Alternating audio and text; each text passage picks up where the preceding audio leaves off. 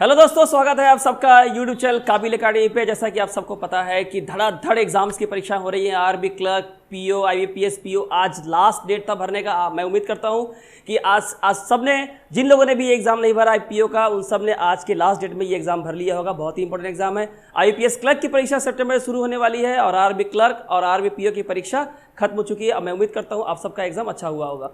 Exam सामने है, परीक्षा की तैयारी करनी होगी और इसमें किसी भी चूक और गलती की गुंजाइश बिल्कुल भी नहीं है। इसलिए ये वक्त है मिसलेनियस क्वेश्चंस को अटेम्प्ट करने का। और मिसलेनियस क्वेश्चन में क्वांट, रीजनिंग और इंग्लिश से उन सभी क्वेश्चंस को करेंगे हम लोग जो पूरे प्रीवियस ईयर में क्वेश्चंस आ चुके हैं, जहां पे लेटेस्ट पैटर्न के क्वेश्चंस हैं। उन पैटर्न को अगर हम समझते हैं तो आने वाले एग्जाम्स में हम बहुत अच्छा कर सकते हैं। हेलो, मैं हूं राय सर, स्वागत करता हूं आप सबका यूट्यूब चैनल काबिल अकाडमी पे। जैसा आप सबको पता है कि सीरियस बैंक एग्जाम सीरीज के नाम से मेरी एक बहुत ही यूनिक सीरीज मैंने शुरू की है, जहां हम लोग प्रीवियस ईयर यानी कि बैंक की जो परीक्षा है, बैंक की परीक्षाओं में जितने भी क्वेश्चंस पहले आ चुके हैं, हम उन परीक्षाओं में आए हुए सवालों में से इंग्लिश, क्वांट और रीजनिंग्स के बहुत ही सिलेक्टेड क्वेश्चंस को लेते हैं जो प्रीवियस ईयर में आ चुके हैं। ठीक है, तो आज इसका पार्ट 2 है। पार्ट 1 का लिंक मैं अपने आई बटन में दे रहा हूं, यहां देख लीजिएगा। ठीक है, और पार्ट 2 आज हम शुरू करने जा रहे हैं। पार्ट 1 में हमने एसबीआई पीओ प्रीलिम्स 2019 को कवर किया था, इंग्लिश के सेक्शंस को। आज हम लोग एसबीआई प्रीलिम्स 2018 के इंग्लिश सेक्शन को कवर करेंगे पार्ट 2 में। तो चलिए शुरू करते हैं। देखिए, सबसे पहला मैं बहुत ही शॉर्ट में आपको बताऊंगा कि क्वेश्चन क्या है। यहां आपको ये जो बोल्ड लेटर में आप दिख रहा है ये जो आपको सिर्फ ये बताना है कि क्या ये ग्रामेटिकली, कंटेक्चुअली क्या ये सेंटेंस सही है, और अगर नहीं है तो क्या इसमें किसी इंप्रूवमेंट की जरूरत है, और किसी इंप्रूवमेंट की जरूरत अगर नहीं है तो आपका आंसर होगा नो रिप्लेसमेंट रिक्वायर्ड। तो चलिए शुरू करते हैं। बातें तो होती रहेंगी, पहले काम कर लेते हैं। Nobody can deny the fact that Indian economy is very different than American economy. अब आपको यह बताना है कि ये जो सेक्शन है, क्या यहां पे किसी तरह की मिस्टेक है कि नहीं है। देखिए, जनरली हम लोग देन कहां पे लगाते हैं? जनरली हम लोग देन जो है, जहां हम लोग कंपैरिजन करते हैं, आपको पता होगा एडजेक्टिव में डिग्रीज ऑफ एडजेक्टिव जो है, डिग्रीज ऑफ कंपैरिजन जो है, वहां पे जैसे गुड के लिए बेटर, लॉन्ग के लिए लॉन्गर, तो better than, longer than, bigger than, उस जगह पे हम देन का इस्तेमाल करते हैं। और यहां पे देखिए, ये जो वर्ड है डिफरेंट, ये कोई डिग्री ऑफ कंपैरेटिव नहीं है, ये कोई एडजेक्टिव नहीं है। ठीक है, यहां पे हम देन का इस्तेमाल नहीं कर सकते, यानी कि ये गलत है। यहां पे क्या कह रहा है कि nobody can deny the fact, कोई भी इस बात से अस्वीकार नहीं कर सकता that Indian economy is very different than American economy. जब हम डिफरेंट का इस्तेमाल करते हैं बच्चों, तो डिफरेंट के साथ देन नहीं, बल्कि डिफरेंट के साथ हम लोग फ्रॉम का इस्तेमाल करते हैं। डिफरेंट फ्रॉम, यानी nobody can deny the fact that Indian economy is very different from American economy. अब आप कहेंगे कि देन क्यों नहीं हुआ? देखिए, डिफरेंट के साथ आप देन का इस्तेमाल कर सकते हैं, बशर्ते इसका रूल क्या है कि डिफरेंट के बाद एक नाउन होना चाहिए, उसके बाद आप देन का इस्तेमाल कर सकते हैं। डिफरेंट के बाद अगर देन हो तो आप इसका इस्तेमाल कर सकते हैं। फॉर एग्जाम्पल मैं बता रहा हूं, I read a different book than this. ठीक है, अब अगर आप इस सेंटेंस को ध्यान से देखें तो मैंने क्या किया, यहां डिफरेंट था, डिफरेंट के बाद मैंने क्या डाल दिया, एक नाउन, उसके बाद मैंने क्या डाल दिया, देन। क्योंकि यहां पे डिफरेंट जो बुक है उसको हम किसी दूसरे बुक से कंपेयर कर रहे हैं, इसलिए यहां पे हमने क्या लगाया, देन का इस्तेमाल किया। तो इस तरह से हमारा जो आंसर है वो क्या हो जाएगा, इज वेरी डिफरेंट फ्रॉम, यानी कि ऑप्शन नंबर डी, यानी कि यहां पे इंप्रूवमेंट की जरूरत थी। और ये इसका रूल है, बहुत इंपॉर्टेंट है, बहुत शानदार सवाल है। आई होप आपको समझ में आ गया होगा। चलिए बढ़ते हैं अपने अगले सवाल की ओर।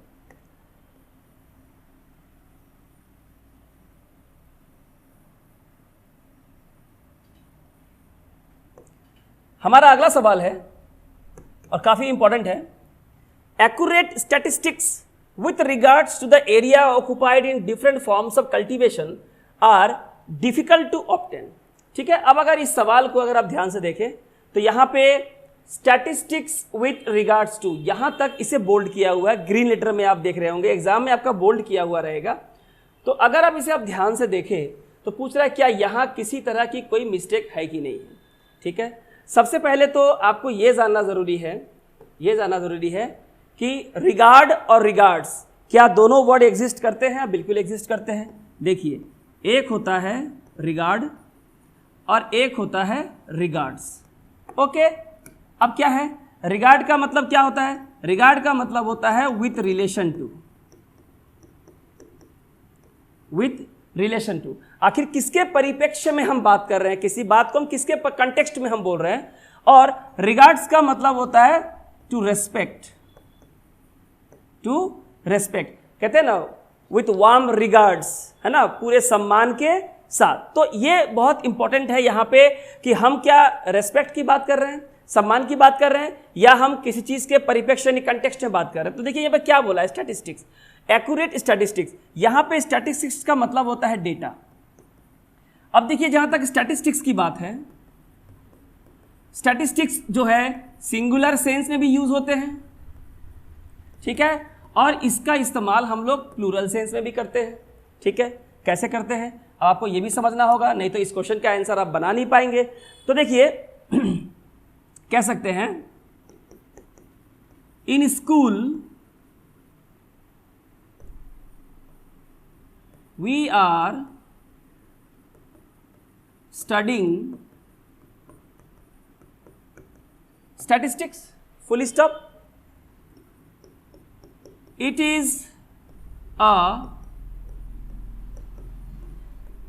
is a fascinating subject. Okay. Now यहां पे जो हमने इट का इस्तेमाल किया है, ये इट कौन है? स्टैटिस्टिक्स। और यहां स्टैटिस्टिक्स का इस्तेमाल कैसे हुआ है? एज अ सब्जेक्ट जो स्कूल में पढ़ाया जाता है। यहां पे स्टैटिस्टिक्स का इस्तेमाल स्कूल में पढ़ाए जाने वाले एक सब्जेक्ट के रूप में हुआ है, और इसलिए अगर स्टैटिस्टिक्स का इस्तेमाल आप सब्जेक्ट के रूप में कर रहे हैं तो ये हमेशा क्या होगा? सिंगुलर होगा, तो वर्ब सिंगुलर फॉर्म होगा। लेकिन स्टैटिस्टिक्स का इस्तेमाल जैसे इस सेंटेंस में किया गया है, जैसे इस सेंटेंस में किया गया है डेटा के रूप में, यहां पे ये सब्जेक्ट नहीं है, किसी स्कूल में नहीं पढ़ाया जा रहा है। यहां स्टैटिस्टिक्स का मतलब होता है स्टैटिस्टिकल डेटा, फिगर्स, है ना, कोई आंकड़े, ऑब्जर्वेशंस। तो यहां पे ये सब्जेक्ट नहीं है, और जब ये सब्जेक्ट नहीं होता है तो ये क्या हो जाता है? तब ये प्लूरल हो जाता है। क्या हो जाता है? ये प्लूरल हो जाता है, और इसलिए इसके साथ क्या लगता है? प्लूरल वर्ब का इस्तेमाल होता है। प्लूरल वर्ब का इस्तेमाल यानी आर या प्लूरल इस्तेमाल होता है। तो यहां पे accurate statistics with regard to the area occupied in different forms of cultivation, यानी खेती के जो अलग अलग रूप है उसमें जो एरिया जो ऑक्युपाई किया गया है, जो घेरा गया है, उससे संबंधित, यानी विथ रिलेशन टू। यानी यहां पे जो आंसर होगा विथ रिलेशन टू, यानी यहां जो स्टैटिस्टिक्स है वो जमीन के आंकड़ों से जुड़े हुए हैं, इसलिए यहां पे एस का इस्तेमाल नहीं होगा। तो हमारा सही इस्तेमाल क्या होगा? Statistics with regard to. तो यहां सही होगा स्टैटिस्टिक्स विथ रिगार्ड टू, यानी कि option number C. Option number C जो है स्टैटिस्टिक्स, सॉरी ये गलत है, हमारा आंसर होगा स्टैटिस्टिक्स विथ रिगार्ड टू, यानी कि B number option, B number हमारा सही होगा। स्टैटिस्टिक्स का स्पेलिंग देख लीजिए, विथ रिगार्ड टू। तो ये हो गया हमारे क्वेश्चन नंबर 2 का आंसर। बहुत ही शानदार क्वेश्चन है, और यहाँ पे देखिए कितनी खूबसूरती है सवाल में कि यहाँ पे सीखने के लिए आपको कितना कुछ है। अब एक सवाल सॉल्व करते हैं, 10 सवालों के आंसर अपने आप मिल जाते हैं। चलिए अगले सवाल की तरफ देखते हैं। अगला सवाल बहुत ही शानदार है। अगला सवाल है सेल्डम इफ एवर। ठीक है, अब आप इस जो यहाँ जो किया गया इसे देखिए। Seldom if ever was there any training or instructions in such tactics for either the tank crews or the infantry information। अब आपको यह बताया गया है कि क्या ये फ्रेज सही है, क्या ये फ्रेज सही है कि नहीं है, ये आपसे पूछा गया है। देखिए seldom if ever दो तरह के एडवर्ब ऑफ फ्रीक्वेंसी होते हैं। जी हाँ, इन्हें कहते हैं एडवर्ब ऑफ फ्रीक्वेंसी। ठीक है, ध्यान सुनिएगा बच्चों। एक है सेल्डम इफ एवर, ओके, एक है सेल्डम इफ एवर, ठीक है, और एक है सेल्डम और नेवर। एक है सेल्डम इफ एवर और एक है सेल्डम और नेवर, और दोनों का ही क्या मतलब होता है? दोनों का अगर हिंदी मतलब देखें तो इसका मतलब होता है शायद ही कभी। मैंने हिंदी में लिख दिया, जो हिंदी भाषी की स्टोर समझ में आ जाएगा, शायद ही कभी। चलिए इसे दो सेंटेंस से हम लोग समझते हैं, काफी बढ़िया सेंटेंस है। I have seldom if ever, I have seldom if I have seldom if ever been so embarrassed, been so embarrassed. ठीक है, एक सेंटेंस ये है। दूसरा है शी सेल्डम और never reads a book, she seldom और नेवर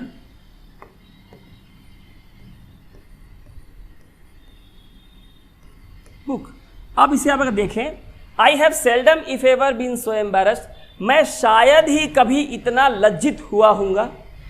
शी सेल्डम और नेवर रीड्स अ बुक, उसने शायद ही कभी एक किताब पढ़ी होगी, है ना। इसके अलावा सेल्डम इफ एवर और सेल्डम और नेवर, इन दो एडवर्ब ऑफ फ्रीक्वेंसी के अलावा सेल्डम के साथ दूसरी कोई भी वर्ड अगर आती है तो आप पक्का समझ लीजिए कि वो गलत है, यानी कि ये ही सही है। सेल्डम इफ एवर और सेल्डम और नेवर, इसका मतलब होता है शायद ही कभी। इसका मतलब यह है कि यहाँ किसी गलती की गुंजाइश नहीं है, यानी कि no replacement required. I hope आपको ये एक्सप्रेशन समझ में आ गया होगा। चलिए आगे बढ़ते हैं। नीचे एक और सवाल था, जी हाँ, इसे देख लेते हैं। मैं इसे मिटा देता हूं यहां पे। चलिए, बहुत ही बढ़िया सवाल लेकर आया हूं आप लोगों के लिए, बड़ा मजा आने वाला है। वीडियो को शुरू से लेकर लास्ट तक जरूर देखें। As soon as I open the front door of my house, जैसे ही मैंने अपने घर का सामने का दरवाजा खोला, ज्यों ही खोला, then I smell the distinctive aroma of fresh. यहां पे कुछ छूट गया है, जी हाँ, यहां पे होगा फ्रेश कॉफी।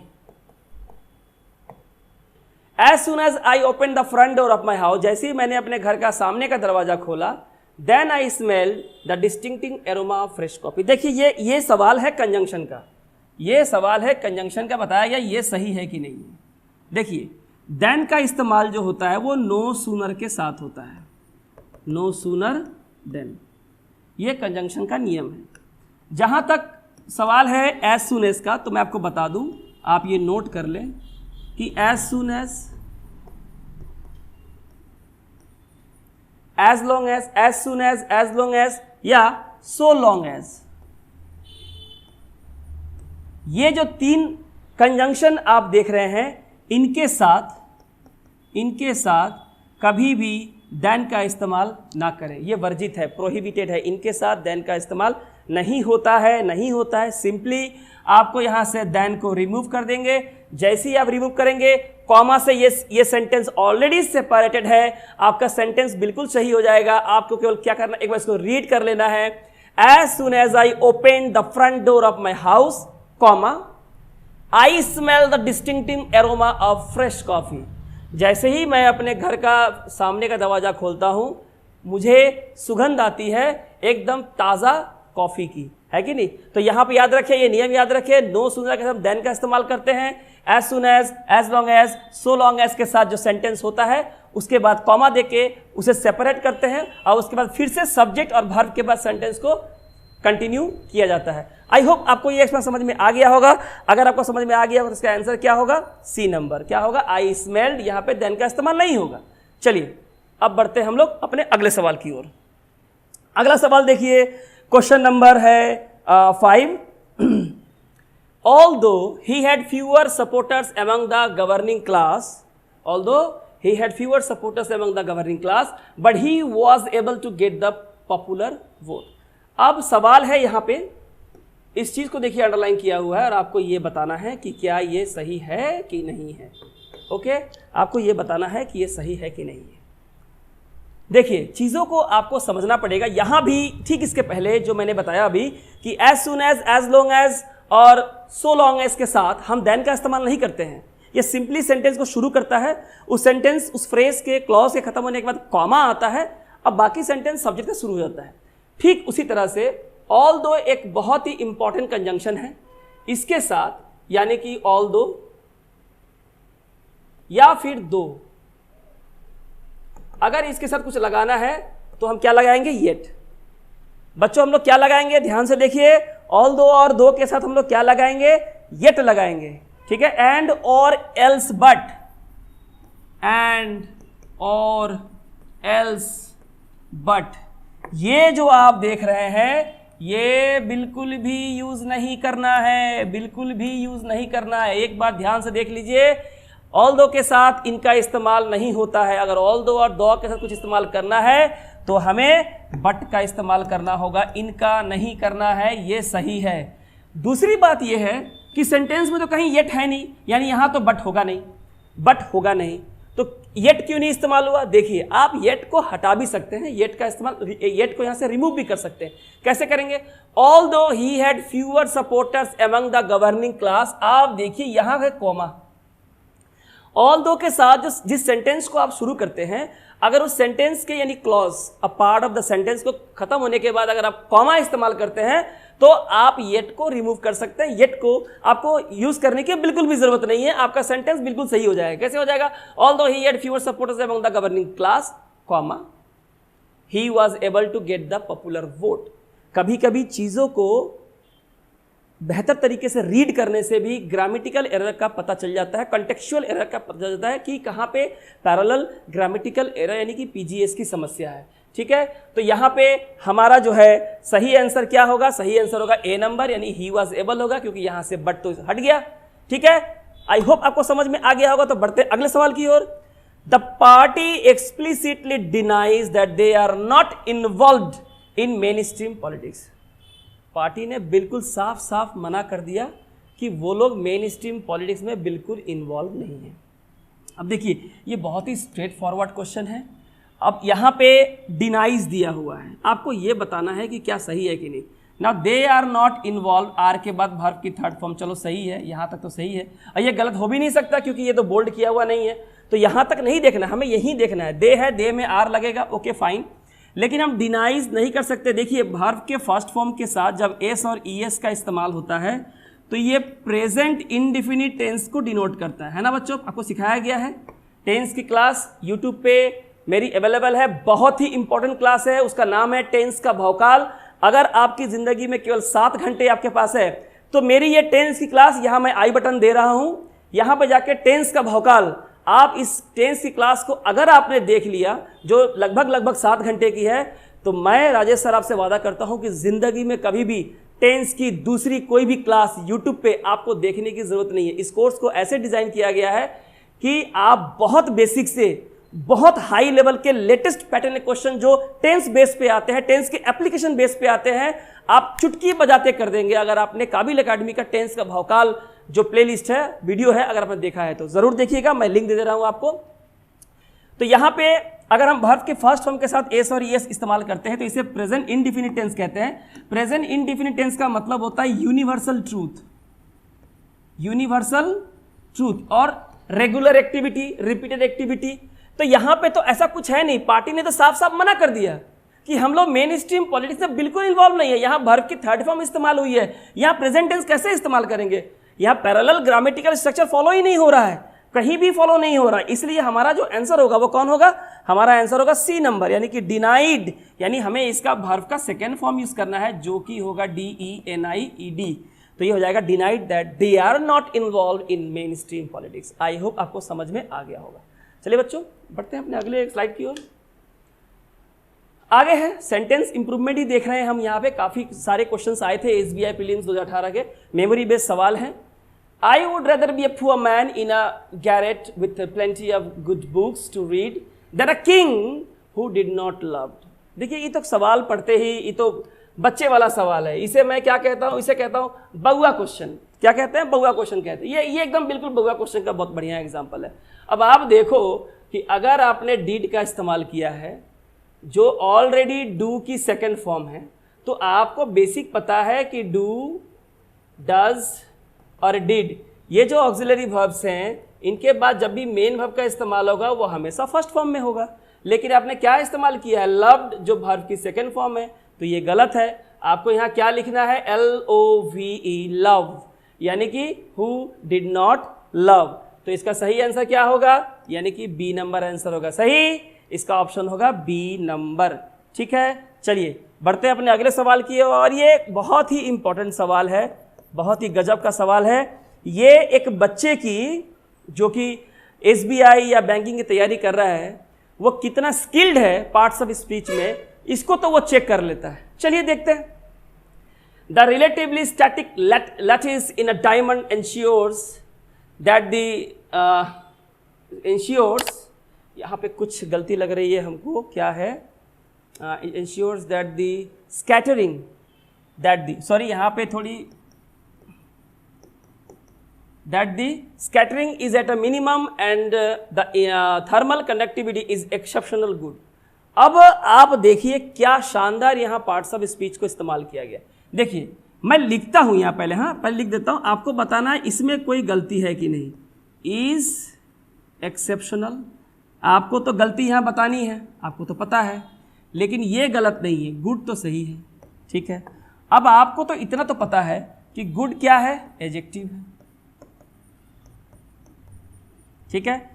एक्सेप्शनल क्या है, ये भी एडजेक्टिव है। बस यही तो प्रॉब्लम है बच्चों, प्रॉब्लम तो यहीं पे है, एडजेक्टिव को एडजेक्टिव क्वालिफाई कर रहा है, ये कभी पॉसिबल नहीं है। एडजेक्टिव किसे कहते हैं? An adjective is a word which qualifies a noun or a pronoun, and an adverb is a word which is used to qualify a verb, adverb or even adjective. तो यहाँ पे ये जो गुड है जो कि एडजेक्टिव है, इसके पीछे भी हमने एडजेक्टिव का इस्तेमाल किया है कि कितना अच्छा है, एक्सेप्शनल अच्छा है। ये भी एडजेक्टिव है, ये भी एडजेक्टिव है, ऐसा नहीं हो सकता। आपको एक्सेप्शनल को एडवर्ब में चेंज करना होगा, और जब आप किसी वर्ड के लास्ट में एल है और उसे एडवर्ब में कन्वर्ट करते हैं तो उसे डबल एल करके उसे वाई लगाते हैं, यानी एक्सेप्शनली। यानी क्या लगाते हैं? एक्सेप्शनली, यानी कि यहाँ पे डबल एल वाई हो जाएगा, EXCEPTIONALLY,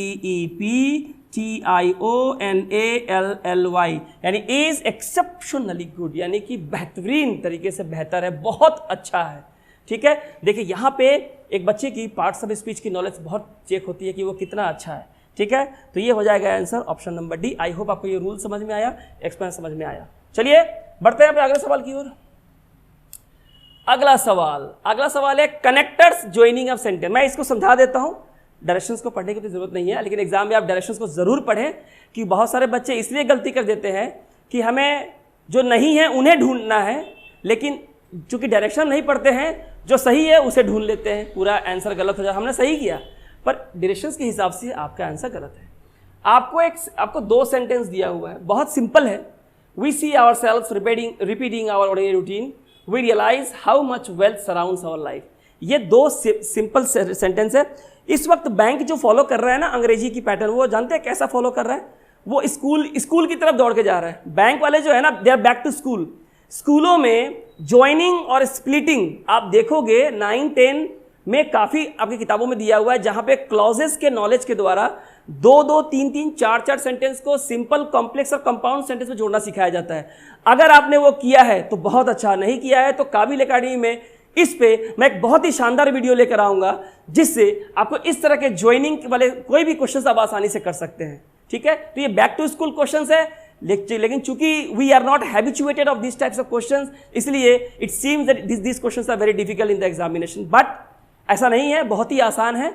यहाँ पे आपको 3 फ्रेजेस दिए हुए हैं, आपको ये बताना है कि इन 3 फ्रेजेस में से कौन है जो दोनों सेंटेंसेस को ग्रामेटिकली और कंटेक्चुअली ज्वाइन कर दे, मीनिंग को बिना चेंज किए हुए। बस यही तो करना है।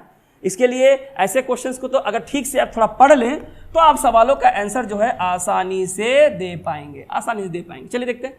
We see ourselves repeating our ordinary routine, हम लोग अपने आम रूटीन को रिपीट करते रहते हैं। We realise how much wealth surrounds our life, हम लोग ये रियलाइज करते हैं कि हमारे आसपास कितना धन दौलत है। तो अब ये इस सवाल को देखिएगा ध्यान से। पहला ऑप्शन है व्हेन वी सी आवरसेल्व्स। देखिए, we see ourselves repeating our ordinary routine, हम देखते हैं कि हम लोग अपना ऑर्डिनरी रूटीन को जो है रिपीट करते हैं, डेली हमारा जो रोजमर्रा काम है हम लोग उसे रिपीट करते हैं। और वी रियलाइज, और जब ऐसा करते हैं तब हमें ऐसा एहसास होता है, ये करने के बाद ये एहसास होता है कि how much wealth surrounds our life, कि हमारे आसपास कितना धन दौलत है। इसका मतलब ये है कि जो पहला सेंटेंस है, आप देखिए अगर मैं इसे करने की कोशिश करूं, व्हेन, मैं पढ़ रहा हूं, ध्यान सुनिएगा, व्हेन वी सी, इसे यहां मैंने क्या लगा दिया? व्हेन लगा दिया, इसे यहां कॉमा कर दीजिए, हो गया सेंटेंस, ठीक है। When we see ourselves repeating our ordinary routine, comma, we realise how much wealth surrounds our life. यानी व्हेन का मतलब होता है जब, जब हम लोग अपने डेली ऑर्डिनरी रूटीन को रिपीट करते हैं, व्हेन जब, कॉमा, तब हम ये रियलाइज करते हैं कि हमारे आसपास कितना धन दौलत है। तो एक बात तो साफ है कि 1 नंबर तो मेरा आंसर होगा। अब मैं दूसरी टेक्निक सिखा रहा हूं जो कोई नहीं सिखाएगा आपको, और इसे चुटकी में आपका आंसर आने वाला है। जी हाँ, चुटकी में, और कुछ चेक करने की जरूरत ही नहीं है। अब देखो, इतना तो पता है ना कि 1 नंबर तो आंसर होगा, ठीक है, 1 नंबर आपका आंसर होगा, ये तो पता है। अगर ये पता है तो आप ऑप्शन में देखो कि 1 नंबर कहां है। 1 नंबर एक वाले ऑप्शन में है, 2 वाले ऑप्शन में नहीं है, 2 और 3 है। मुझे इस बात से कोई फर्क नहीं पड़ता कि 2 और 3 भी सही है कि नहीं है। मुझे इस बात से फर्क पड़ता है कि कम से कम 1 हो उस ऑप्शन में, बाकी हो ना हो अलग बात है। ये नहीं होगा, यहाँ 1 नहीं है, ओनली 3 नहीं होगा, ओनली 2 नहीं होगा, क्योंकि मुझे पता है 1 नंबर तो होगा। यानी हमारा आंसर जो है कौन होगा, ओनली 1 होगा, क्योंकि नन ऑफ दिस का तो यहाँ सवाल ही पैदा नहीं होता है। मैं क्यों मेहनत करूं, क्यों चेक करूं इनको, वाई, बेवकूफ हूं। बैंकिंग का एग्जाम आप मेहनत करके पास नहीं कर सकते, ये बात आप जान लो, कोई कुछ भी कह दे। बैंक का एग्जाम आप स्मार्ट बन के पास कर सकते हो, चतुर चालाक बनना पड़ेगा। You have to be like a fox, cunning, clever, है ना, ऐसे नहीं पास कर सकते आप कोई भी एग्जाम। अरे क्यों मेहनत करें, जब बिना मेहनत किए मेरा आंसर आ रहा है तो हार्डवर्क करने की क्या जरूरत है, किसको दिखाना है, किसी को नहीं, कोई आपकी डिग्री चेक करने वाला नहीं है। नौकरी मिल गई, आप अच्छे हो, यू आर एक्सेप्शनली गुड। चलो आगे बढ़ते हैं। There is a growing influence of the Indian diaspora on Capitol Hill, यानी कि डायस्पोरा मतलब एक जगह से लोग निकल के किसी और जगह बस जाते हैं, लाइक इमिग्रेंट्स, ठीक है। There is a growing influence, मैंने काफ़ी ज़्यादा बढ़ता हुआ प्रभाव दिख रहा है Indian diaspora on Capitol Hill में, जहाँ वाशिंगटन डीसी, जहाँ राष्ट्रपति वगैरह बैठते हैं। Trump will certainly see, Trump इस चीज़ को सुनिश्चित करेंगे, देखेंगे the advantages of doing business with India, कि भारत के साथ व्यापार करने के क्या लाभ है। बहुत इंपॉर्टेंट है, बहुत ही इंपॉर्टेंट। एक बार आप देखिए एक बार कमेंट के बताएं कि इसका जो है सही आंसर क्या होगा, सही आंसर क्या होगा। देखिए यहां पे पहला है as there is a growing influence of, दूसरा है the growing influence of the Indian, तीसरा है with the growing influence of the Indian, ठीक है। तो अगर हम पहला देखें और पहले क्वेश्चन से अगर इसको हम बनाने की कोशिश करें तो देखिए यहां पे देयर है, ध्यान से बच्चों देखिएगा, देयर के पहले अगर हम एज लगाते हैं, यहां पे ना पता है क्या है, कॉज एंड इफेक्ट है। कॉज एंड इफेक्ट दिया, पहला वाला दिया हुआ है कॉज, ऐसा हुआ, और इसलिए सो, ये सो वाला सेंटेंस है, यानी इफेक्ट वाला सेंटेंस है कि ऐसा क्या हुआ।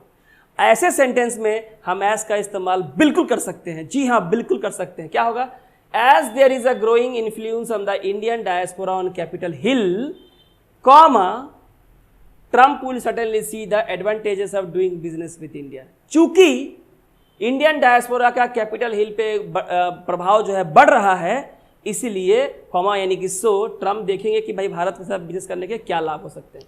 चलिए 1 नंबर तो होगा। अब मुझे आप ये बताओ, 1 नंबर तो यहाँ दिया हुआ है तो भाई ये तो होगा, ठीक है। समस्या ये है कि ये नहीं होगा। यहाँ 1 और 2 दोनों दिया हुआ है, हो सकता है, 1 और 3 दिया है, हो सकता है, ऑल आर करेक्ट दिया है, हो सकता है, बड़ा ही। अब यहाँ देखिए नन ऑफ दिस नहीं है, यानी कि बहुत संभावना है कि बाकी सेंटेंस भी मैच करे। जी हाँ, बाकी सेंटेंस ही मैच करे। अब देखिए जो दूसरा आपको ऑप्शन दिया गया है हम उससे करेंगे, ठीक है। क्या दिया हुआ है, the growing influence of the, यानी क्या लिखना है, यहां से इसे हटाना है, यहां क्या लिखना है, the growing influence of the Indian diaspora on Capitol hill. Capitol Hill यहां थोड़ा आपको मॉडिफाई करना होगा, विल, यहां हो जाएगा will certainly allow Trump. Will से शुरू करेंगे, ट्रंप बाद में आएगा। Will certainly allow Trump to see the advantages of doing business with India, यानी ये भी सही है, पढ़ लीजिए। The growing influence of the Indian diaspora on Capitol Hill, यानी कैपिटल हिल पे इंडियन डायस्पोरा का जो बढ़ता हुआ प्रभाव है, यानी कि द ग्रोइंग इन्फ्लुएंस, इससे क्या होगा, इससे सर्टेनली ट्रम्प जो है देखेंगे कि भारत के साथ बिजनेस करने के क्या लाभ है। यानी कि भैया 2 नंबर भी सही है, यानी कि सी नंबर सही जवाब हो सकता है, क्योंकि 1 और 2 दोनों है। अब देखना है 3 नंबर होगा कि नहीं। with the growing influence of the Indian diaspora, with the growing influence of the Indian diaspora on Capitol Hill, यानी हम यहाँ पे क्या लगाएंगे, मैं इसे मिटा देता हूँ ताकि आपको दिखाई दे बढ़िया से। क्या करना है, देखो यहाँ लिखना है with the, इसे हटा दे, with the growing influence of the Indian diaspora on Capitol Hill, comma, Trump will certainly see the advantages of doing business with India. Absolutely correct, यानी कि 3 नंबर भी करेक्ट, 1 नंबर भी करेक्ट, 2 नंबर करेक्ट, यानी सही answer क्या होगा, all are correct. तीनों के तीनों सेंटेंस, तीनों के तीनों फ्रेजेस जो हैं, जो बिगिनर्स हैं, इन दोनों सेंटेंसेस को कंटेक्चुअली और ग्रामेटिकली बिल्कुल सही तरीके से ज्वाइन करते हैं, तो हमारा आंसर होगा all are correct. I hope आपको समझ में आ गया होगा। बढ़ते हैं अगले सेंटेंस की ओर। आगे देखिए, ये भी कनेक्टर्स ही है और काफ़ी इंपॉर्टेंट है, बहुत ही इंपॉर्टेंट सवाल है आपका। देखिए क्या दिया हुआ है, there was no democracy in British India. भाई अंग्रेज जब भारत में थे तो उस समय डेमोक्रेसी थी नहीं, लोकतंत्र था नहीं। The rulers could take bold decisions fearlessly without bothering about repercussions. क्या होगा इसकी बिना परवाह किए, जो होगा देखा जाएगा, बिना परवाह किए निर्भीक होके जो उस समय के शासक थे बहुत ही साहसी डिसीजन लेते थे, इस बात का फिक्र नहीं करते हुए कि आगे जाके जो है क्या होगा, आगे जाके क्या होगा इसका फिक्र नहीं करते हुए, ठीक है, बहुत ही बोल्ड डिसीजन जो है लिया जाता था। अब हमको दिया हुआ है as there was no democracy in British India, बिल्कुल सही है। चूंकि अब देखिए मैंने क्या कहा था, ये कॉज है, चूंकि ब्रिटिश इंडिया में डेमोक्रेसी नहीं थी, एज इसीलिए ना द रूलर्स को take bold decision fearlessly without bothering about repercussions. यानी यहां पे हम लोग एज अगर लगा दें तो हमारा 1 नंबर जो है ये दोनों सेंटेंस को बहुत ही परफेक्टली ज्वाइन करता है कि as there was no democracy in British India, comma, the rulers को take bold decisions fearlessly without bothering about repercussions. यानी कि 1 नंबर होगा, 1 नंबर तो होगा, 1 नंबर यहां है, यहां नहीं है, यहां नहीं है, नहीं होगा, यानी कि बी नंबर नहीं होगा, डी नंबर नहीं होगा, या तो ऑल होगा या फिर हमारा आंसर होगा बोथ 1 and 2 आर करेक्ट। देख लेते हैं 2 नंबर, सिंस, लीजिए आंसर मिल गया। एज और सिंस दोनों जो है सेम सेंस में इस्तेमाल होता है, क्योंकि ऐसा था इसलिए ऐसा हो गया, ये सेंस देता है सिंस और एज।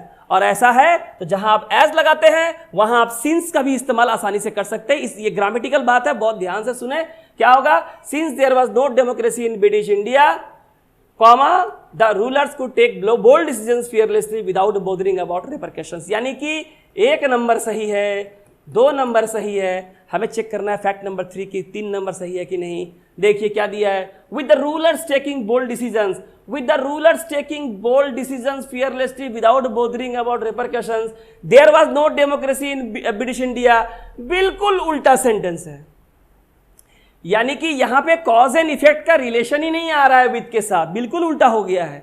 चूंकि रूलर्स जो है बहुत ही बोल्ड डिसीजन ले सकते थे फियरलेसली, बिना किसी झमेले के, ब्रिटिश साम्राज्य में जो है बिल्कुल डेमोक्रेसी नहीं था। अरे डेमोक्रेसी नहीं था इसीलिए डिसीजन लेते थे इसलिए डेमोक्रेसी नहीं था, ये उल्टा हो जाता है। इसलिए 3 नंबर गलत है, हमारा सही आंसर होगा C number option, both 1 and 2 are correct. ठीक है, अगला सवाल, 12 million youth enter the Indian workforce every year. हर साल 20 मिलियन युवा जो है भारतीय जो मजदूर जो है मजदूर की तरह जुड़ते हैं, इंडियन वर्कफोर्स में अपना योगदान देते हैं। 80% ऑफ दीज जो 20 मिलियन है उसका 80% आर अनस्किल्ड। उसमें से जो 80% है वो युवा हैं जो अकुशल, जो कुशल नहीं है, अकुशल है। तो ये आपको सवाल दिया हुआ है और बताना है कि यहाँ पे इसका जो आंसर है वो क्या होगा, इसका जो आंसर है वो क्या होगा। चलिए देख लेते हैं। वाइल 80%, देखिए सबसे पहले वाइल तो खत्म हो जाएगा। वाइल का इस्तेमाल कहाँ करते हैं बच्चों, देखिए वाइल का इस्तेमाल करते हैं ज़्यादातर कॉन्ट्रास्ट के केस में। भाई एक तरफ इविल है तो दूसरे सेंटेंस में इविल है तो दूसरे सेंटेंस में गुड के बारे में बताया होगा। यानी एक तरफ डे है तो एक तरफ नाइट हो जाएगा। इस तरह से 2 सेंटेंस में जो कॉन्ट्रास्ट होता है, जैसे बट का इस्तेमाल होता है, सेम वैसे वाइल का भी इस्तेमाल होता है। तो वाइल तो यहाँ ऑप्शन से आउट हो गया। यानी भैया ए नंबर होगा नहीं। अब बताओ आप मुझको, अगर ए नंबर नहीं होगा तो ऑप्शन नंबर ए नहीं होगा, ऑप्शन नंबर सी नहीं होगा क्योंकि इसमें ए है, ऑप्शन नंबर डी नहीं होगा क्योंकि इसमें भी ए है। तो हमको क्या जरूरी है आंसर खोजने का? एग्जामिनर हमको आंसर तो थाली में परोस के दे रहा है ना आपको, ये लो बेटा ये है तुम्हारा आंसर, बस आपको ढूंढना है थाली है कहाँ, है कि नहीं? ये रहा, आप तो थाली पलट के रखे हो तो मिले कहाँ से आंसर, है ना? तो हमारा आंसर होगा ओनली सी। क्यों? अरे भाई जब हमारा ए नंबर ही आंसर नहीं होगा तो जहां जहां ऑप्शन में ए है वो नहीं होगा। ए नंबर में ए है नहीं होगा, सी नंबर में ए और सी ए है नहीं होगा, डी नंबर में ए बी सी है नहीं होगा। नन ऑफ दिस हो सकता है, मैं ये नहीं कह रहा हूं, लेकिन इसकी संभावना ऐसे क्वेश्चन से बहुत कम होती है। हम चांसेस ले सकते हैं जहां 45 मिनट में आरआरबी पीओ के आपके 80 क्वेश्चन को सॉल्व करना है, भाई वहां हम जो है ये चांस क्यों नहीं ले सकते? क्वेश्चन छोड़ के आने से अच्छा है लॉजिकली कंस्ट्रक्टिवली दिमाग लगा के आंसर करो, आंसर तो आना है, मार्क्स तो मिलना ही है, कैसे नहीं होगा पास, है ना? काबिल एकेडमी की स्टूडेंट है, कैसे एग्जाम पास नहीं होगा? जरूर पास होगा, है ना? बस वीडियो को शुरू से लेकर लास्ट तक देखते रहो, एक सब्सक्राइब भाई बटन दबा दो, वहां पे बेल नोटिफिकेशन है उसको भी प्रेस कर दो, मजेदार वीडियो मिलेगी आपको हर बार, ठीक है? तो हमारा आंसर जो होगा वो बी नंबर होगा, यानी कि ओनली सी, यानी ये वाला। सिंस भी नहीं होगा, कॉज एंड इफेक्ट रिलेशन नहीं है यहाँ पे, नहीं होगा। ऑफ द 12 मिलियन, हम बोलेंगे of the 12 million youth enter the Indian workforce every year, 80% of these youth are unskilled. बहुत सिंपल सी बात है, 20 मिलियन लोग आए और उसमें से 80% क्या है? अनस्किल्ड है। आउट ऑफ द, एक ही बात है, क्लियर हो गया होगा। आगे बढ़ते हैं, कनेक्टर्स का ये लास्ट है। Scientist build climate models, computer simulations of the climate system. Okay, बना रहे हैं ऐसा, दे आर डूइंग दिस क्यों? To further explore the causes and effects of global warming का कारण क्या है, इफेक्ट क्या है, जितना पता है उससे ज़्यादा क्या कारण है, ये आपको बताना है, ठीक है? ये आपको बताना है। चलिए देखते हैं। अब आप मुझे बताओ, जब यहाँ पे बता रहा है कि साइंटिस्ट जो है क्लाइमेट मॉडल कंप्यूटर सिमुलेशंस बना रहा है, क्लाइमेट सिस्टम का बना रहा है, क्यों बना रहा है? आपसे पूछा है वाई, आप नहीं बोलोगे to further explore the causes and effects of global warming. बोलोगे कि नहीं बोलोगे? बता रहे, छोड़ो ना इसको, ये क्या है बाद में देखेंगे। आप मुझे बताओ, क्लाइमेट सिस्टम के लिए क्लाइमेट मॉडल कंप्यूटर बना रहे हैं ना, क्यों बना रहे हैं? हवा उड़ने के लिए बना रहे हैं क्या? नहीं ना, क्लाइमेट कैसा जानने के लिए, ग्लोबल वार्मिंग क्यों होता है भाई जानने के, भाई इतनी गर्मी लग रही है, एसी भी नहीं है यहाँ पे, इस एडिटर ने फैन भी बंद कर दिया है मेरे लिए, शूटिंग करवा रहा है मुझसे, है ना? तो to further explore the causes and effect of global warming, है कि नहीं? यानी कि हम ये बना रहे हैं ये करने के लिए। भाई ये तो आंख बंद करके होगा, ये तो आंख बंद करके होगा, है कि नहीं? टू फर्दर एक्सप्लोर, नेक्स्ट क्या है? तो ये तो हो जाएगा भाई, to further explore the causes and effects of global warming, scientist build climate models computer simulations of the climate system. बहुत ही सिंपल है। दूसरा है, scientist are building, what building? Scientist are building climate model computer simulations of the climate system, ठीक है? In order to what? To explore the causes and effect of global warming. यानी ये भी हमारा आंसर बिल्कुल सही है। यानी एक बात तो साफ है, देखो मैंने आपको कहा था मुझे उसको पढ़ने की जरूरत नहीं है, ये वाला है ना, एक नंबर तो हो रहा है, एक नंबर तो हो रहा है। अगर एक नंबर हो रहा है ये हमारा आंसर हो सकता है, ठीक है? यहां एक नहीं है, नहीं होगा, एक नहीं है, नहीं होगा, यहां एक और दो है, हो सकता है, तीनों हो सकता है। यानी यहां आपको चेक करना पड़ेगा भैया, है कि नहीं? चलो देखते हैं, साइंटिस्ट आर बिल्डिंग, है ना? यानी कि 2 नंबर भी जो है हमारा मैच कर रहा है, हम इसको यूज कर सकते हैं, हम 2 नंबर को भी यूज कर सकते हैं। Scientist are building climate models computer simulations of the climate system, why? To further explore the causes and effect of global, यानी इससे भी हो सकता है, यानी 1 और 2 भी होगा। अब बताओ, 3 यहाँ अकेले है, अकेले तो होना नहीं है क्योंकि 1 और 2 तो सही है, 1 और 2 तो सही है ना, तो 1 और 2 सही है, तो हमारा आंसर क्या होगा? D number. क्यों? 3 नंबर देखो नहीं होगा, कैसे नहीं होगा? Predicting effects of global warming, global warming के इफेक्ट की भविष्यवाणी करते हुए क्या लिखेंगे इसको और किधर बैठाएंगे इसको? ये यहाँ बिल्कुल भी इनएप्रोप्रिएट है, सुइटेबल ही नहीं है, प्रॉपर ही नहीं है, कहीं नहीं बैठेगा, ये बेकार है। हमारा आंसर क्या होगा? 1 and 2। आई होप बच्चों आपको समझ में आ रहा होगा। एक बार कमेंट कर देना, आप लोग लाइक जरूर कर देना, पूरा शेयर कर दो, ताकि जो भी बच्चे तैयारी कर रहे हैं ना उनकी बेहतरीन तैयारी हो जाए। पूरा प्रीवियस ईयर क्वेश्चंस लेके आज मैं आया हूं। इंग्लिश, ये एसबीआई प्रीलिम्स एग्जाम 2018 के मेमोरी बेस्ड क्वेश्चन है, इंग्लिश सेक्शन के बहुत ही सारे सेक्शन लेकर आया हूं, ताकि इन सेक्शंस के बारे में अगर आप समझ ले, अगर आप ये वीडियो देख ले, सारे क्वेश्चन सॉल्व हो जाने हैं, कहीं भी दिक्कत नहीं होगी। सारे ट्रिक्स बता रहा हूं, बहुत शानदार ट्रिक्स है, बस लाइक कर देना, शेयर कर देना। चलो अब देखते हैं ये वाला अरेंजमेंट ऑफ सेंटेंसेस। बड़ा ही शानदार सवाल है भाई, बहुत शानदार सवाल है। चलो इसे भी देख लेते हैं एक बार। देखो आप लोग सवाल, देखो आप लोग सवाल क्या है। और देखो अभी बैंक जो है ना, आप ध्यान से क्वेश्चन को देखो, इस क्वेश्चन को देख के काफी हंसी आएगी। बैंक जो है वो एसएससी सीजीएल के पैटर्न की तरफ जा रहा है। एसएससी सीजीएल में क्या है, वहां भी पैराजंबल सेंटेंस होते हैं। बैंक के और एसएससी सीजीएल के पैराजंबल सेंटेंस में काफी डिफरेंस होता है। वहां पे इसी तरह से ABCD BC AD BD CA CA BD पहला सेंटेंस दिया रहता है, फर्स्ट वन, और 6 नंबर सेंटेंस दिया रहता है। बीच के जो ABCD 4 सेंटेंस है ना, उन्हें अरेंज करने होते हैं। उसी को इस पैटर्न में बैंक वाले ने फॉलो किया, और ये state bank of India prelim exam 2018 में आ चुका है। देखिए तो काफी आसानी से बनने वाला है। मैं ट्रिक्स बताऊंगा आपको, ट्रिक्स नहीं है, कॉन्सेप्ट है। कॉन्सेप्ट होने से सारे क्वेश्चंस कर लोगे। चलो देख लेते हैं। The apex court had order that the, अब देखो इसको बोल्ड किया हुआ है, यानी ये इससे सेंटेंस को स्टार्ट करना है। अब भाई जब तुमको स्टार्टर दे दिया है और उसके बाद भी अगर आपको ये 5 नंबर नहीं मिले ना, तो छोड़ दो, एग्जाम मत दो। अगर गलती हो रही है तो ये वीडियो देखो, आज के बाद 5 में 5 मिलेंगे आपको, गारंटी है इस बात की। चलो 5 है, 5 दिलाते हैं आप लोग को। चलो, the apex court had ordered, सर्वोच्च न्यायालय ने आदेश दिया कि दैट दी क्या है, डेफिनेट आर्टिकल। अब आदेश क्या दिया है, दैट दी के बाद कुछ स्पेसिफिक नाउन की बात चाहिए। हमें नाउन चाहिए, हमें क्या चाहिए, नाउन चाहिए। ऑफ होगा नहीं, डेडलाइन होगा नहीं, डेडलाइन हो सकता है। The apex court had ordered that the deadline be extended till the 5 जज कॉन्स्टिट्यूशन, 5 जजों की बनी हुई संवैधानिक बेंच बोलते हैं, आपने न्यूज में भी सुना होगा। 5 जज कॉन्स्टिट्यूशन व्हाट, कॉन्स्टिट्यूशन बेंच। यानी कि पहला सेंटेंस क्या होगा, बी।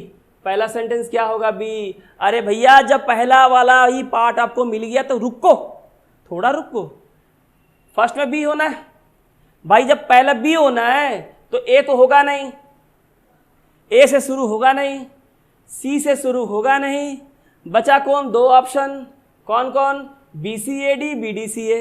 बस आप ये पता लगाओ कि बी के बाद भैया सी आएगा या बी के बाद डी आएगा। तो मैंने बोल तो दिया बी के बाद क्या आएगा, क्योंकि 5 जज कॉन्स्टिट्यूशन व्हाट, 5 जज कॉन्स्टिट्यूशन बेंच, यानी बी के बाद क्या आने वाला है, डी आने वाला है। यानी कि ये भी नहीं होगा, आंसर होगा डी। मारो और आगे बढ़ो, नंबर मिल गया आपको, शाबाश। देखिए एक बार, शानदार सवाल, बहुत बढ़िया सवाल है, एसएससी पैटर्न का है, लेकिन मजा आ रहा है। 5 के 5 नंबर श्योर, और आ रहे हैं क्वेश्चन ऐसे, आगे भी आएंगे, ठीक है। आई होप समझ में आ गया होगा। फिर मैं पढ़ देता हूं एक बार। The apex court had order that the deadline be extended till the 5 जज constitution bench delivers its judgement on what, on petitions challenging the validity. और जब वैलिडिटी लगाते हैं तो इसके बाद आपको ऑफ चाहिए, validity of what, validity of the biometric scheme and the enabling law. ठीक है, चलो आगे बढ़ते हैं। रिपीलिंग, वापस ले लेना, कोई नियम लागू किया था वापस ले लिया। कृषि कानून याद है, वापस हुआ ना, रिपील हुआ ना, repealing the law that safeguards, उस कानून को वापस लेना जो रक्षा करती थी। अब अगर ये किसी को सेफगार्ड कर रही है तो कुछ तो होगा, वो किसको सेफगार्ड करती थी, किसी को तो सेफगार्ड करती होगी ना भाई, कौन है वो। तो देखो इस सवाल का एक बार आप देखो और बताओ कि इसका जो सही आंसर होगा वो क्या होगा, सही आंसर जो होगा वो क्या होगा। आपको पहला ढूंढना है, पहला क्यों बोलो, ABDD, फर्स्ट ढूंढो। Repealing the law that safeguards the flood gates of poaching and it would lead to marginalization of indigenous people, the indigenous people would open। ठीक है, तो अब बताओ इसका सही आंसर जो है वो क्या होगा, सही आंसर जो है वो क्या होगा? Repealing the law that safe guards, ठीक है, सेफ गार्ड्स क्या होगा? आप लोगों को मिल गया होगा। इसका जो पहला जो होगा वो होगा डी नंबर। कैसे? Repealing the law that safe guards, किसको सेफ गार्ड करता है? मैंने कहा था किसको सेफ गार्ड कर रहा है, नाउन चाहिए। द इंडिजिनस पीपल, जो इस देश के लोग हैं, घरेलू लोग हैं, वुड ओपन, क्या ओपन करेगा? अगर आप ओपन कर रहे हैं तो कुछ तो खोल रहे होंगे, गेट, विंडो, कुछ भी लिखा है ना, the flood gates of poaching. यानी डी के बाद क्या होगा? डी के बाद होगा ए। अब बताओ, अगर डी के बाद ए होगा, अगर डी के बाद ए होगा तो कौन सा आंसर होगा? ये नहीं होगा डी सी, ए सी, बी ए, हमारा आंसर होगा डी ए बी सी। क्यों चेक करना बी सी? अगर आप कह रहे हो कि सर आगे चेक करो, क्यों करें? अरे 45 मिनट आपको मिलते हैं आरआरबी पीओ के एग्जाम देने के लिए, आपके पास समय है, बेवकूफ़ी करना है, एग्जाम में फेल हो जाओगे, कोई ज़रूरी नहीं है। 100% आंसर सही है। बी श्योर, बी कॉन्फिडेंट, अपने आप पे पूरा भरोसा रखिए। मैं जो अप्रोच बता रहा हूँ उस पर पूरा भरोसा रखिए, पूरी ईमानदारी से आपको पूरे मार्क्स मिलने वाले हैं। Don't worry, you need not to check anything after that, just find out the first 2 sentences, first 2 phrases and you will get the perfect answer. Don't worry about that, ठीक है? आगे बढ़ते हैं। देखो क्वेश्चन नंबर 3 देखो, और question number 3 बताओ, my thoughts are with the families in this unfortunate accident, recovery of the injured, of those who have lost their loved ones, I pray for the speedy। ठीक है, ठीक है। अब पता है इसमें खास बात क्या है? देखो, यहाँ ए है, यहाँ बी है, यहाँ सी है और यहाँ डी है। शानदार सवाल है, एक ढूंढो आंसर ले जाओ, एक ढूंढो आंसर ले जाओ, ठीक है। Several people became leaders, leaders बनते हैं, और देखो लीडर्स के बाद क्या बनते हैं? And ministers. लीडर्स के बाद क्या बनते हैं? And ministers. Several people became leaders and ministers after that rally, but the people belonging to the community remained where they were. तो यानी हमारा इसका जो मैं इसके बारे में, मैं 4 नंबर के बारे में बात करूं, चलो ठीक है 4 नंबर ही कर देते हैं, कोई नहीं। 4 नंबर मैंने देखा, 4 में ए बी सी डी है, तो several people became leaders and minister, यानी कि पहला सेंटेंस क्या होगा? बी नंबर होगा। पहला सेंटेंस क्या होगा? बी नंबर होगा। लीडर्स बनते हैं और मंत्री बनते हैं, और ऐसा है तो बताइए पहला सेंटेंस तो बी होगा ना, तो ये तो नहीं होगा, ए, सी नहीं होगा, डी नहीं होगा, ये नहीं होगा, ये सही आंसर होगा, बी सी डी है। हम नहीं चेक करेंगे आगे, क्या ज़रूरी है मेहनत करने की, वीडियो भी लंबी हो जाएगी, आपको कुछ नॉलेज भी नहीं होना है। लीडर्स बनते हैं एंड मिनिस्टर्स बनते हैं आफ्टर दैट रैली, है कि नहीं?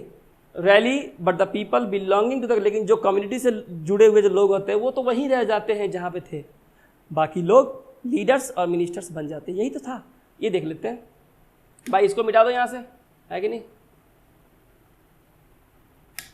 My thoughts are with the families, मेरे विचार उन परिवारों के साथ है, मेरे विचार उन परिवारों के साथ है, परिवारों के साथ है। देखो यहाँ भी ए बी सी डी, बहुत सिंपल है, एक निकालो झमेला खत्म। My thoughts are with the families in this unfortunate accident, recovery of the injured, of those who have lost their loved ones, I pray for the speedy. देखो बहुत सीधी सी बात है, my thoughts are with the families, किस परिवार के साथ है? फैमिलीज ऑफ दोज, उन परिवारों के साथ, who have lost their loved one, जिन्होंने किसी अपनों को खोया है। यानी कि एक बात तो साफ है कि पहला सेंटेंस कौन होगा? सी, सी है ना, ये रहा सी है भाई, पहला सेंटेंस अब सी है। अब पढ़ के लग रहा है फैमिलीज ऑफ हुम, families of those who have lost their loved once, तो भैया हमारा आंसर तो ये रहा, बाकी गयो खत्म, फिनिश, ओवर, नहीं करना है, यही हमारा आंसर हो गया, नहीं देखना है, आंसर होगा सी ए डी बी। पढ़ लो, पढ़ लो, टाइम वेस्ट करो। My thoughts are with the families of those who have lost their loved ones in this unfortunate accident, I pray for the speedy. आपको पता है ना स्पीडी के बाद क्या होता है? रिकवरी होता है। पीछे से भी कर सकते हो, I pray for the speedy recovery, पीछे से भी आंसर कर सकते हो, है कि नहीं? ये हो गया हमारा आंसर। चलिए आगे बढ़ते हैं। आगे देखो सवाल, देखिए बहुत ही शानदार सवाल है, शानदार सवाल है। क्या करना है? अब यहां पे है, पहले ऑप्शन देखो, ए डी सी, बी तो है नहीं, तो बी तो होगा नहीं भाई ये तो होने वाला है नहीं पहले में, है ना। ही ऑल्सो डायरेक्टेड द डिपार्टमेंट, उसने डिपार्टमेंट को निर्देश दिया। देखिए जब आप डिपार्टमेंट को ऑर्डर देते हैं तो किसी काम के लिए, कुछ करने के लिए, और ऐसा होने पे टू का इस्तेमाल होता है कि क्या करने के लिए, to develop the new schools as model, नए स्कूल को मॉडल की तरह बनाने के लिए। तो पहला सेंटेंस क्या होगा, ए। भैया अगर पहला सेंटेंस ए होगा तो ये नहीं होगा, ये नहीं होगा, तो या तो ये होगा या तो ये होगा। तो आप ढूंढो, ए के बाद डी आएगा ना ए के बाद बी आएगा, है ना। ए के बाद डी आएगा ना कि ए के बाद बी आएगा, यही तो ढूंढना है। तो देखो, to develop the new schools as model institutions and engage modern construction technology, यानी ए के बाद डी, देन सी, और फिर क्या आ गया हमारा बी। सेंटेंस क्या बन रहा है, he also directed department to develop the new schools as model institutions, school को मॉडल इंस्टीट्यूशन के रूप में परिवर्तन करो और एंगेज करो, लगाओ, क्या लगाओ, मॉडर्न कंस्ट्रक्शन टेक्नोलॉजी लगाओ, नए नए जो मकान बनाने के जो टेक्निक्स है वो लगाओ। क्यों, ताकि जल्दी से, फॉर अर्ली, जल्दी खत्म हो जाए। क्या खत्म हो जाए, कंस्ट्रक्शन वर्क। जो कंस्ट्रक्शन वर्क है, जो स्कूलों को मॉडल स्कूल बनाने का जो काम है, वो जल्दी जल्दी, जो कंस्ट्रक्शन वर्क है जल्दी खत्म हो जाए, है कि नहीं। तो हमारा आंसर होगा एडीसीबी। खत्म है, क्या करना है, ये रहा आंसर, ये रहा आंसर। इसका देखो, द यूएस इज अ, अब देखो A, B, C, बहुत आसान सवाल है, एक बार आप ट्राई करो, क्या होगा, द यूएस इज अ। अरे यूएस क्या है, नेशन नहीं है, US is a nation. B number आएगा पहले, बी नंबर, तो भैया ये नहीं होगा, ये नहीं होगा, ये नहीं होगा, खत्म, खत्म, है ना। ठीक है, ओ सॉरी, ये लब का निशान बन गया, लब नहीं है, ये बी है, ठीक है, ये बी है।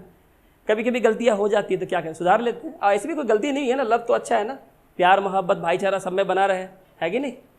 तो the US is a nation of immigrants, ठीक है, बी नंबर से स्टार्ट होगा, एक ही ऑप्शन है सी, यही हमारा आंसर होगा। भाई मेहनत मत करो, स्मार्ट बनो, आंसर निकालो, नौकरी करो, आराम जिंदगी जियो, एडवेंचर वाली, ठीक है। चलो आगे बढ़ते हैं, आगे क्या है, मैच द फॉलोइंग।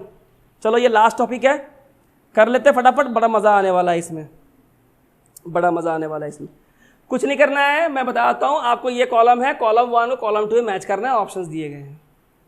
एक अगर मिल गया ना, एक, तो बाकी तो आराम से निकाल लोगे। कैसे करोगे सवाल एग्जाम में, देखो मज़ा आ जाएगा।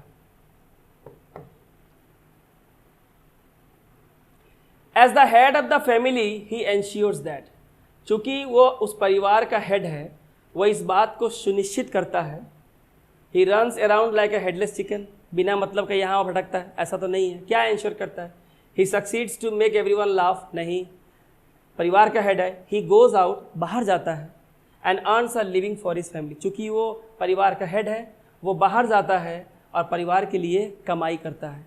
एक बात तो साफ है बच्चों, ए और एफ की जोड़ी तो बन रही है, हम कौन होते हैं जुदा करने वाले, मिला दो, मिलन करा दो, शादी करा दो, इनकी क्या होगा, ए और एफ। अब बताओ, ए और एफ तो होना है, आगे बी, सी और डी, एफ में कुछ मिलेगा नहीं मिलेगा, चलो बात की बात है। अब ये देखो कि ऑप्शन में कहाँ पे एफ एफ एफ है, एफ यहाँ पे है तो ये तो होगा, यहाँ एफ है नहीं है तो सी और बी एफ होगा नहीं होगा। मेरे को क्या करना है, एफ तो होना चाहिए, ए डी नहीं होगा, बी नहीं होगा, नन ऑफ दिस आउट, क्या बचा, ए और एफ। बोलो आपको समझ में आया कि नहीं। देखो बिना मेहनत के आंसर है, क्यों मेहनत करना, अरे स्मार्ट बनो, स्मार्ट बनो। भाई जब 5 सेकंड में आंसर आने हैं तो 5 मिनट लगा के बेवकूफ़ी का सर्टिफिकेट देने की क्या ज़रूरत है, क्या ज़रूरत है, आप खुद बताओ ना। आंसर आ गया, आराम से बोलो, ठीक है। चलो अगला सवाल देखते हैं, बड़ा ही शानदार सवाल है। Some rich guy from Boston, Boston से कोई अमीर आदमी क्या करा भाई, आर लूजिंग एन आर्गूमेंट। भाई ये कहाँ से हो रहा है, सम रिच गाय, गाइस तो है नहीं तो आर तो लगेगा नहीं, ये तो बन नहीं रहा है। Some rich guy from Boston all were fated, नहीं नहीं, बोस्टन के बाद ऑल कहाँ से होगा, नहीं होगा।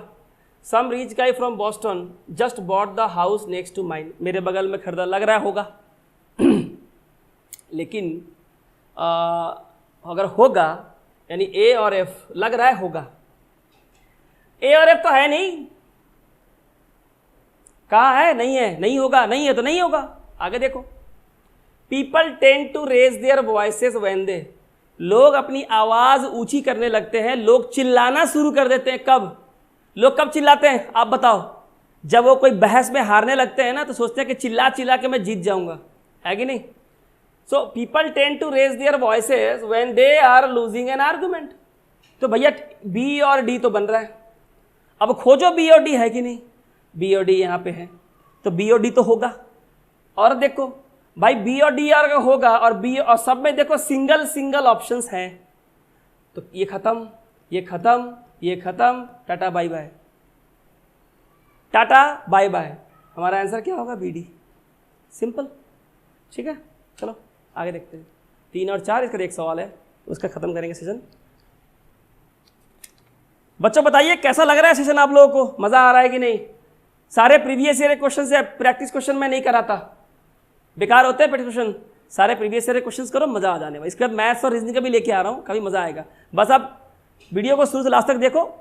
काबिल एकेडमी अगर नए देख रहे हो तो फिर सब्सक्राइब कर दो, बहुत सारे अच्छे अच्छे आपको वीडियो मिलने वाले हैं। यूपीएससी के मिलेंगे, बैंकिंग और एसएससीजीएल के मिलेंगे, कंप्लीट वीडियो मिलेंगे, चैप्टर वाइज मिलेंगे। कोई भी यहाँ पे आपको परचेज नहीं करना है, सारे फ्री हैं। जी हाँ, बस सब्सक्राइब कर देना और बेल नोटिफिकेशन जरूर प्रेस करना। भाई 58% लोग ऐसे हैं कि भाई नोटिफिकेशन ही प्रेस नहीं करते, सब्सक्राइब ही नहीं करते। कर लो भाई, फ्री है। जो देखते, Tom always drinks at least, Tom कम से कम पीता है। क्या पीता है?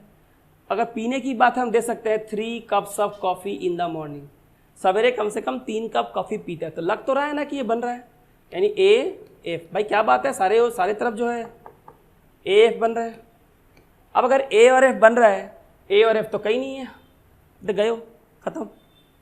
If he had taken his doctors advice, अगर उसने अपने डॉक्टर की एडवाइस ली होती तो he might still be alive, तो जीवित होता आज। भाई ये भी बन रहा है, यानी कि बी और डी बन रहा है। तो भैया यहाँ तो बी एफ है, बी डी तो है नहीं, ये भी गयो। आगे देखो, I can still remember the time when, मुझे आज भी याद है वो समय। We went on a picnic together, जब हम लोग साथ में पिकनिक गए थे। वाह क्या रोमांटिक है कि नहीं? यानी सी और ई बन रहा है। अब ढूंढो सी और ई है कि नहीं है।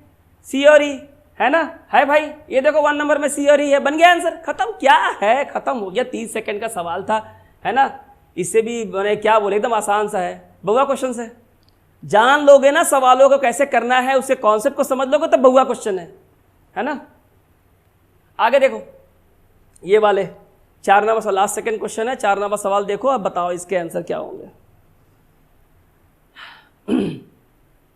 इट सीम्स लाइक यस्टरडे, ऐसा कल का ही, ऐसा लगता है कल की ही बात हो, बट एक्चुअली, लेकिन वास्तव में ये क्या है। Weather or not you are happy नहीं चलेगा। Nearly 10 years since we first met, क्या है ये। It seems like yesterday but it's actually nearly 10 years since we first met. ऐसा लगा कि हम लोग पिछले, ऐसे कल की बात लगती है लेकिन 10 साल हो गए मिलने के। तो लग तो रहा है कि ए और ई होगा। प्रॉब्लम ये नहीं है, प्रॉब्लम ये है कि ऑप्शन में कहीं नहीं है, तो नहीं होगा। The only thing that really हो गया, what happens 2 years ago, I can believe Vijay is still talking about, I can't believe Vijay is still talk. Grammatically और कंटेक्चुअली सही आंसर होना चाहिए, ठीक है ना। I can't believe Vijay is still talking about whether or not you are happy, B and D नहीं है।